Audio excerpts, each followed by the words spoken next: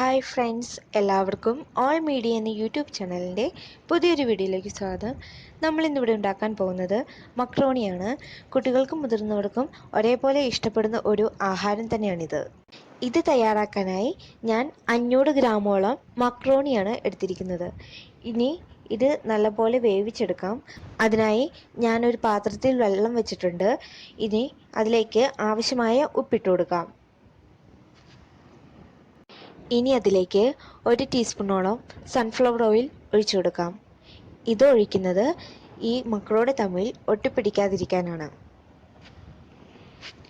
വെള്ളം തിളയ്ക്കാൻ തുടങ്ങിയിട്ടുണ്ട്. നമുക്കിനി അതിലേക്ക് മക്രോണി ഇട്ട് കൊടുക്കാം. നല്ലപോലെ ഇളക്കി കൊടുക്കണം. ശേഷം നമുക്കിതൊന്ന് മൂടി വയ്ക്കാം. ഇതിപ്പോൾ തിളയ്ക്കാൻ തുടങ്ങിയിട്ടുണ്ട്. ഇത് നല്ലപോലെ വെന്ത ശേഷം നമുക്കിനി വേറെ പാത്രത്തിലേക്ക് മാറ്റാം. ഇത് നല്ലപോലെ വെന്തിട്ടുണ്ട്. ഇത് ഒരു അരിപ്പയിൽ കോരി വേറെ ഒരു അരിപ്പ പാത്രത്തിലേക്ക് മാറ്റി കൊടുക്കാം. ഇതിലെ വെള്ളം മുഴുവൻ വാർന്നു പോകണം. ഇതുപോലെ തന്നെ ബാക്കിയുള്ളതും എടുത്തു മാറ്റാം. ഇനി നമുക്ക് ഒരു പാൻ ചൂടാക്കി അതിലേക്ക് ആവശ്യമായ എണ്ണ ഒഴിച്ചു കൊടുക്കാം. ഞാനിപ്പോൾ സൺഫ്ലവർ ഓയിലാണ് എടുത്തിരിക്കുന്നത്.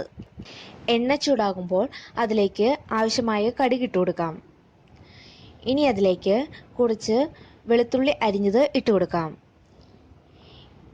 അതൊരു ബ്രൗൺ ഷെയ്ഡ് ആകുമ്പോൾ അതിലേക്ക് 3 സവോള അരിഞ്ഞത് ഇട്ട് കൊടുക്കാം.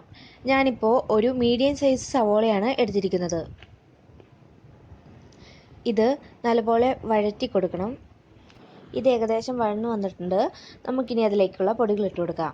ഞാനിപ്പോൾ 1.5 ടീസ്പൂണോളം മുളക് പൊടി, 1/2 ടീസ്പൂണോളം മഞ്ഞൾപ്പൊടി, 1 ടീസ്പൂണോളം ഗരം മസാല എന്നിവയാണ് ഇട്ട് കൊടുക്കുന്നത്.